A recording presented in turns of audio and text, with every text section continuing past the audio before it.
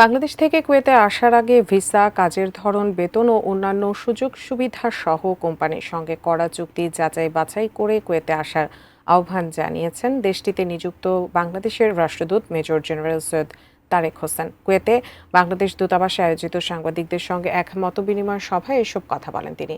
এ সময় রাষ্ট্রদূত আরও বলেন, কুয়েত থেকে পাওয়া ভিসা বাংলাদেশ দূতাবাস কুয়েত থেকে সত্যায়িত হয়েছে কিনা তা যাচাই বাছাই করার আহ্বান জানান তিনি। ঠিকমতো খোঁজ খবর না নেয়ায় দালালদের দ্বারা প্রতারিত হতে হয় উল্লেখ করে বৈধ পথে সরকারি সংস্থা বুয়েসেলের মাধ্যমে কুয়েতে আসার আহ্বান জানান তিনি।